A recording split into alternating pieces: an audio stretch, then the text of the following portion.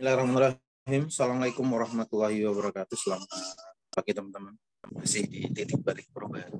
Sebelum kita awali kelas kita pagi ini, kita berdoa terlebih dahulu sebagai wujud kesyukuran atas nikmat, rahmat, dan kepahaman dalam kelas kita pagi ini. Berdoa silakan. A'udzubillahi minasyaitonirrajim. Bismillahirrahmanirrahim. Rabbi zidna ilma warzuqna fahma bi rahmatika ya arhamar rahim. Amin. Bang Aswar. Halo.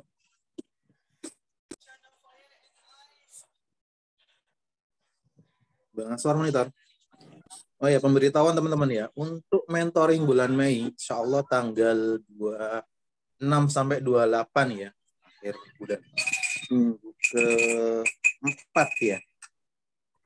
26 sampai 28 Mei. Dan insya Allah minggu tanggal 7 bagi alumni MTLOC di Surabaya kita ada mastering ya. TLC bagi teman-teman alumni bisa merapat. Dan untuk tanggal 6-nya kita ada kelas umum ya, membahas 3 keutuhan. Teman-teman silahkan daftar yang belum daftar. Bang, jelas.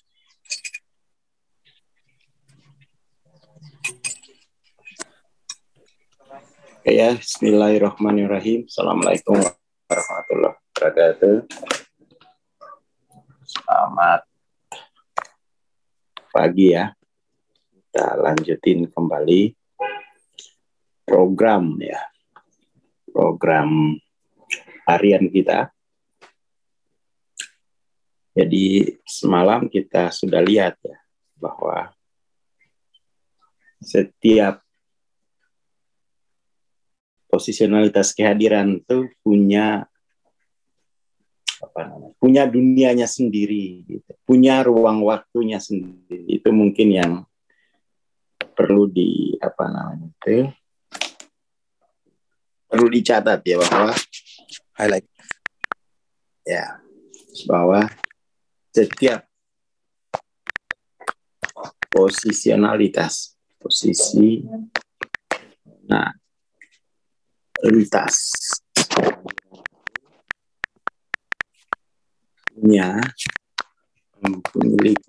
mempunyai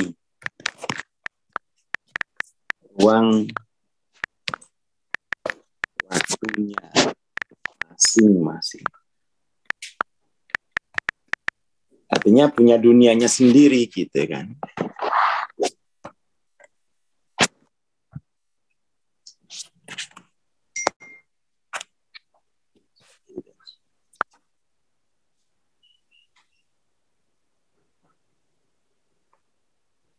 Seperti itu.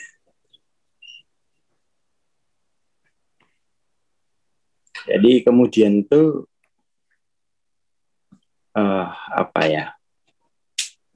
jadi kita nggak bisa campur sebenarnya. Kita nggak bisa campur pada posisi ruang waktu yang lain. Hanya saja memang ada fase-fase tertentu di mana kita ikut bertanggung jawab untuk ruang waktu orang-orang tertentu. Misalnya ada orang tua ke anaknya itu kan mau nggak mau dia mesti bertanggung jawab pada ruang waktu anaknya sampai batas tertentu gitu. Tapi itu perlu tetap selalu diberitahu bahwa ya kamu harus bertanggung jawab dengan ruang waktumu sendiri. Jadi ini katakan subsidimu itu sampai di usia segini gitu. Jadi mulai orang tua bikin program untuk untuk membangunkan anak-anaknya misalnya. Bahwa ruang waktumu itu sendiri, jangan habisin waktu tanpa kamu mau menumbuhkan kehidupan dalam ruang waktumu. Itu penting.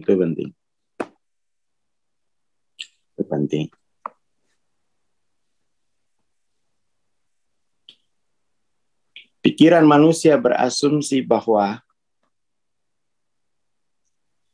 kelumrahan itu banyaknya orang yang bergabung dalam satu sistem merupakan bukti dari kebenaran. Jadi misalnya nih, ada partai A, ada kelompok A gitu, yang membernya katakan 1 juta. Yaitu ini tidak menjadi ukuran kebenaran, tapi pikiran, maksudnya itu pikiran dari dimensi ketiga, pikiran yang berakar pada dimensi keempat, itu menganggap 1 juta ini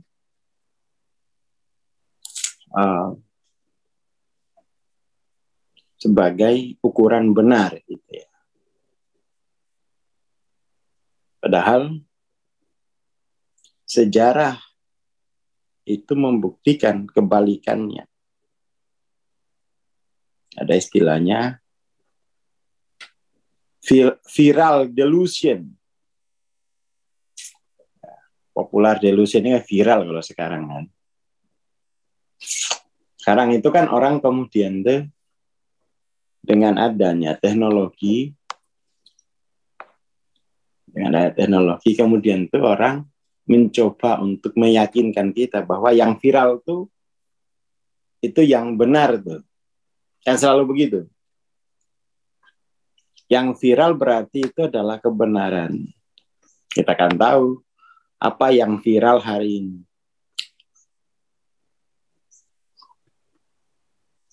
Seperti itu. Jadi tidak semua yang viral itu kebenaran. Tidak semua yang viral itu kebenaran. Tapi memang ya pikiran-pikiran di level dimensi ketiga keempat itu ya tentu saja viral itu adalah kebenaran. Itu dunianya seperti itu. Maka kemudian tuh apa ya? Ya ada istilah itu arus dari kebiasaan kolektif. Itu jadi masalah itu. Jadi masalah tersendiri yang itu kemudian tuh akan menyeret orang-orang yang baru keluar dari seminar pengembangan diri. Dalam hotel tuh rasanya, saya masih ingat betul, pas dalam ruangan tuh rasanya udahlah, pokoknya ini takluk Jakarta ini. Baru naik mobil Mayasari Bakti, hilang kesadaran. Terseret lagi kepada kebiasaan kolektif. Terseret lagi. Itu baru naik mobil Mayasari, belum sampai Bekasi Timur waktu itu.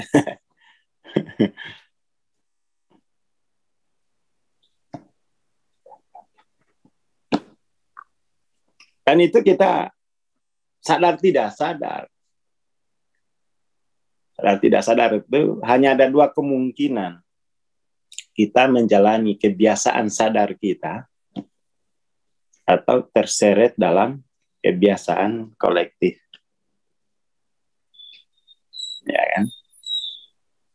Termasuk budaya mudik ini kan kita nggak sadarkan itu sebenarnya. Apa sih gitu? Kita masih terseret. Sejak kapan? Mungkin dulu era transmigrasi ya. Apa-apa gitu. Kita nggak tahu ini kenapa ada budaya ini. Gitu. Dan kalau dilihat sih lebih cenderung untuk keadaan sekarang ya. Justru itu menghilangkan waktu produktif. Orang mudik itu kadang-kadang, bukan kadang-kadang ya, emang waktu buat leye-leye gitu kan. Coba kalau mudik misalnya, baca buku sastra gitu ya, baca kitab apa, itu kan nanti ada evolusi. Mudik isinya hanya buat ngabisin sirup ABC, marjan, frutan, oh iya kan, lidah kucing gitu-gitu gitu. Dan itu kita enggak kritis sih, apa sih ini? Dan kosnya tinggi gitu. Dan itu kos budayanya tinggi. Ya kan? Kosnya tinggi. Kecelakaan di mana-mana. Jadi ada kehilangan waktu produktif nasional. Lama-lama itu kayak India gitu ya. Jadi ada kayak, ya nggak apa-apa sih sebenarnya, mudiknya itu bagus sebagai apa namanya proses sirkulasi sosial kan. Tapi kan mestinya ya kontennya itu loh. Jangan lagi-lagi ke isinya mau makanan kayak kita ini dari masyarakat kelaparan gitu ya. Bawa wacana apa gitu, wacana sastra kah, filsafat kah, apalagi gitu, teknologi kah. Jadi kita tidak bisa meningkatkan 5 poin aja. Kesadaran kebiasaan kolektif dalam setiap mudik lebaran, 5 poin. Lama-lama tuh kita, jadi pas lebaran, kamu udah ngerti rumus kalkulus, ini saya ajarin, kumpul untuk belajar kalkulus gitu. Nah ini om, ampau om THR om. Jadi lebaran tuh identik dengan budaya foya-foya gitu kan. Budaya foya-foya gitu. Yang menang banyak siapa yang pas lebaran gitu ya. Industri-industri di aras material gitu. Dan itu kita ikut gitu. Dan itu kita tidak, ini apa sebenarnya? Kenapa berulang-ulang ini? Kenapa tidak menghasilkan lebaran itu yang mudik nggak apa-apa kan? Bukan soal mudiknya kan, kontennya. Konten. Bayangin satu negara loh. Satu negara sampai libur 10 hari nasional. Mungkin di negara lain nggak ada itu. Libur 10 itu kalau ada negara penjajah masuk pas lebaran aja wes 10 hari. Orang pasti nggak mau ninggalin opornya gitu. Jadi kalau ada negara penjajah itu sebaiknya datangnya pas hari lebaran di Indonesia. Tentaranya aja kalang kabut. Nah ini ya, akumulasi uang fitrah sudah disetor ke toko HP. Nah itu kan kalau kita kelola gitu kan. Kalau kita kelola, bagaimana 10 hari itu menghasilkan progresif 5 poin aja satu negara gitu kan. 5 poin aja. 5 poin. Kita lebaran kemarin ya kuliah ya. Kuliah sampai jam 3 subuh. Sejak hari pertama lebaran terus kuliah neng-di yes. Ada mestinya itu momen lebaran tuh ada arus baru ya di dalam sosial kita. Ada arus baru. Yang itu kalibrasinya ya di atas 200 lah. Jadi pas lebaran tuh sebelum salam-salaman, ntar dulu kamu ngerti nggak artinya acceptance? No way.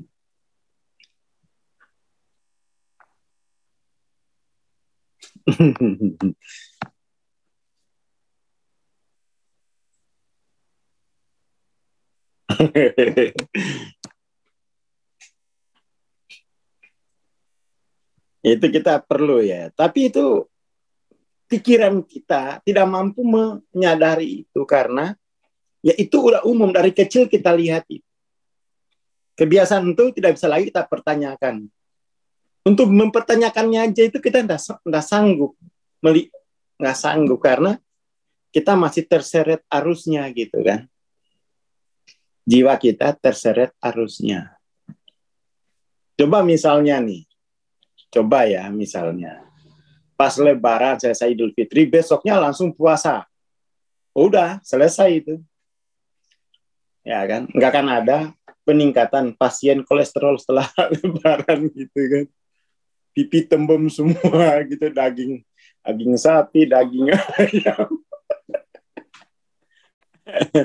Jadi Lebaran kita itu destruktif. Artinya Ramadan kita itu gagal di sejak hari pertama gitu. Gagal gitu ya. Gagal, itu kita perlu koreksi itu. Alhamdulillah ini saya di hari kedua Lebaran naik 2 kilo. Masya Allah, ugal-ugalan langsung handrem dulu. Ya sekarang stabil lagi. Jadi hari Lebaran tuh kita ada hari kolesterol sedunia, hari kolesterol gitu ya. Ini dan itu diulang-ulangi gitu. Dan itu karena banyak jiwa-jiwa yang masih posisionalitasnya dimensi ketiga, keempat. Mengakar pada tubuh, mengakar pada ruang waktu. Dan itu banyak gitu. Dan itu banyak. Nah, seperti itu. Makanya kenapa sejak bulan puasa itu yang iklan hanya Marjan, sirup ABC, bukan buku. Wah, itu kan harusnya buku. Ya kan? Makanan aja itu kita itu. Karena level kesadaran kita pikiran kita masih mengakar pada level kesadaran dimensi ketiga, keempat. Oke. Itu PR kita semua. PR kita semua. Seperti itu. Alhamdulillah rezeki tukang kue. Enggak apa-apa ada kuenya, tapi harus ada belajarnya gitu kan. Jadi harus ada belajarnya dalam Lebaran. Paling enggak ya ngaji kitab gitu. Dan itu sebenarnya lebih mungkin di Indonesia karena Lebaran itu kan keluarga-keluarga itu ngumpul, mesti ada agenda keluarga gitu. Apa sih yang berharga dari Ramadan itu waktu kan? Dalam Ramadan itu kan waktu itu diisi dengan hal-hal yang produktif. Ramadan itu kan percepatan kebaikan kan maksudnya itu ya. Salah satu yang bisa kita ambil mananya itu percepatan proses kebaikan itu. Pembaikan itu terjadi cepat-cepat. Tapi kemudian tuh ambiar lagi di hari Lebaran gitu. Keburukan tuh banjir lagi. Anjir lagi. Sampai teman saya nulis status. Berat badan naik lagi. Apa ciri puasa saya tidak diterima ya? Terus teman saya satunya, alhamdulillah berat badan saya turun 7 kilo. Apa ini ciri puasa saya diterima kali ya? Jadi berat badan menjadi indikator puasa diterima apa enggak.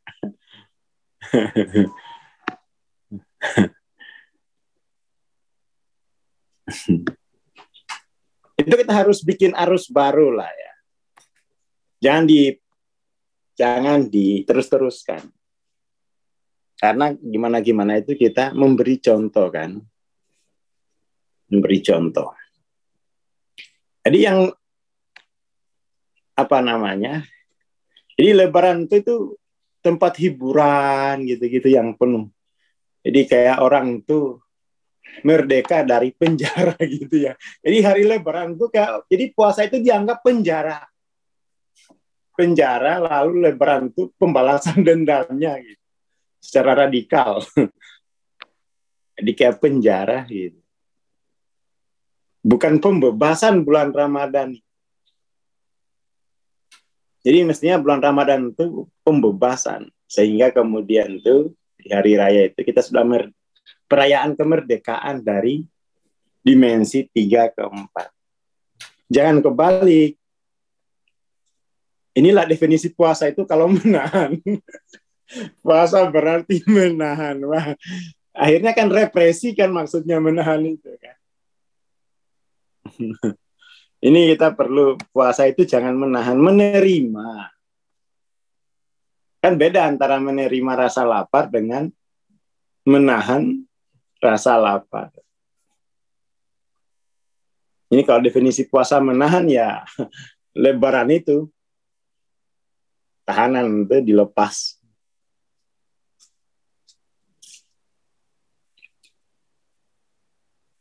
Seperti itu.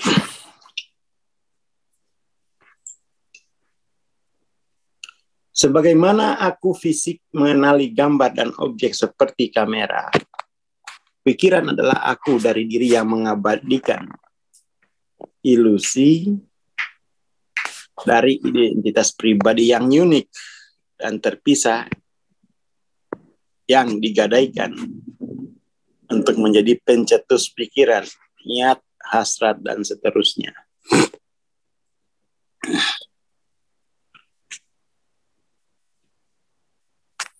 Jadi apa namanya? Ya pikiran itu dia apa ya? Jadi kalau dimensi ketiga itu kan dia melihat, hanya bisa melihat kepentingan dirinya kan. Itu kan pikiran dimensi ketiga. Jadi pikiran dimensi ketiga ini melihat orang lain sebagai saingan kepentingannya. Sebagai saingan kepentingannya. Apalagi misalnya yang dilihat ini memang ada masalah sama dia. Oh, tambah berat, tambah kekeh dia itu. Kamu nggak ada baik-baiknya ya sama saya ya. Kamu nggak tahu diuntung ya. Jadi kesalahan orang lain itu menjadi alasan untuk, ini pentingnya, kesalahan orang lain itu menjadi alasan untuk menguatkan kebersayaannya. Itu jiwa itu gitu. Jadi kesalahan orang lain itu digunakan untuk alasan untuk mempertahankan keterpisahan. Itu kita itu ya harus berjuang membebaskan diri dari jeratan sifat seperti itu. Ya. Jadi jangan sampai kesalahan orang lain menjadi alasan untuk terfragmentasi. Seperti itu. Jadi memang itu apa ya? Dan ini menjadi budaya gitu, menjadi alasan. Ketidakmampuan melihat, menerima kemanusiaannya sendiri. Gitu. Dan itu kan sudah menjadi kepribadian bangsa kita lah ya. Kesalahan masa lalu itu buat jegal. Masa lampau itu adalah penjaramu kan gitu. Pokoknya kamu sekali ketahuan punya salah di masa lalu, itu akan menjadi penjaramu semua. Jadi ada sifat anti-ghafur. Jadi tidak hadir al-ghafur. Kalau al-ghafur itu kan kesalahan itu langsung dinolkan.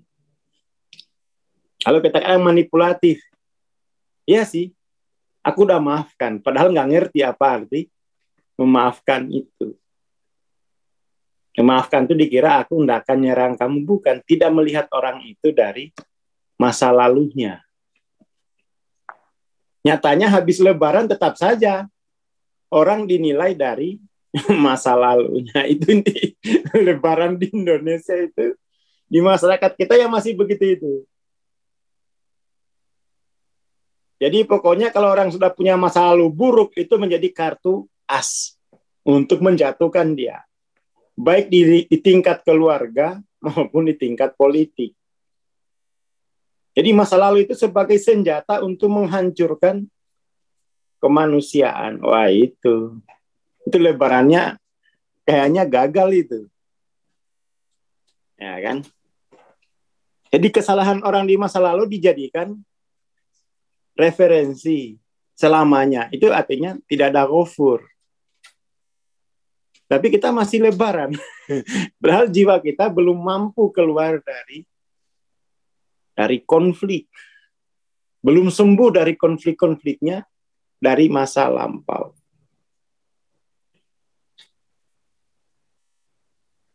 Ya kan? Ya. Jadi itu karena kita tidak pahami betul-betul itu apa yang kita kerjakan. Tidak ada pemaafan kok di Indonesia itu lebaran. Nanti lihat aja nanti pas tahun politik ini. Itu masa lalu dibongkar semua. Jadi nggak ada pemaafan tuh. Itu hanya basa-basi nasional. Basa-basi sudah.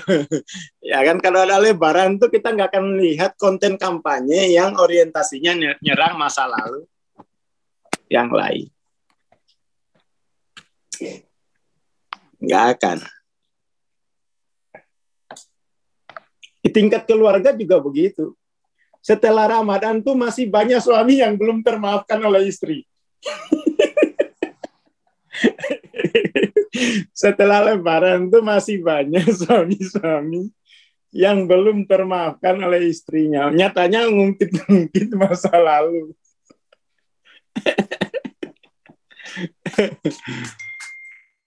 Setelah masa lalu itu masih banyak anak-anak yang belum termaafkan oleh ibunya. Belum. Karena masih dipertahankan ingatan masa lalu itu. Ini Bang Amin paling banyak tertawanya ini kayaknya. Ada ingatan. Jadi belum bebas, belum melampaui ingatan brengsek masa lalu itu belum. Kita pertahankan tuh, biar dia nggak macam-macam lagi. Ya. Terus mau lebaran ke lebaran opo. Bayangin coba. Bajunya baju baru. Sepatunya sepatu baru. Tasnya tas baru. Apalagi ya, pas pakai lebaran tuh. Pecinya peci baru, kerudungnya kerudung baru. Tapi memorinya memori lama. Tapi ya kan, mejanya meja baru, mobilnya mobil baru. Mbok itu rental apa enggak, pokoknya mobil baru lah.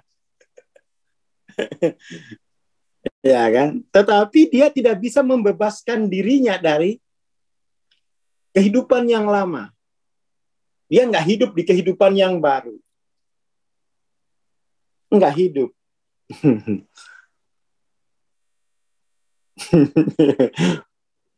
Di semua baru aspek-aspek lahirianya, tapi kehidupan yang lama. Suami masih belum termaafkan. Suami masih belum termaafkan. Anak-anak masih belum termaafkan. Aduh, ini bagaimana ini?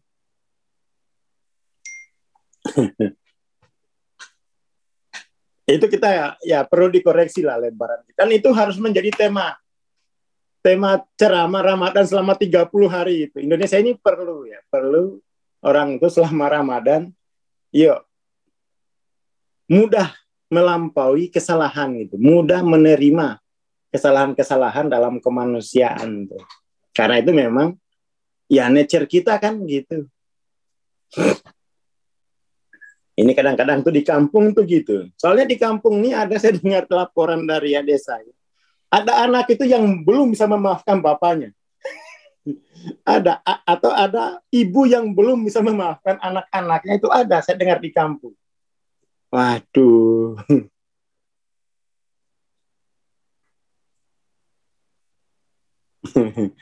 Ini ada komentar dari Bang ya, suami masih yang lama, istri juga masih yang lama.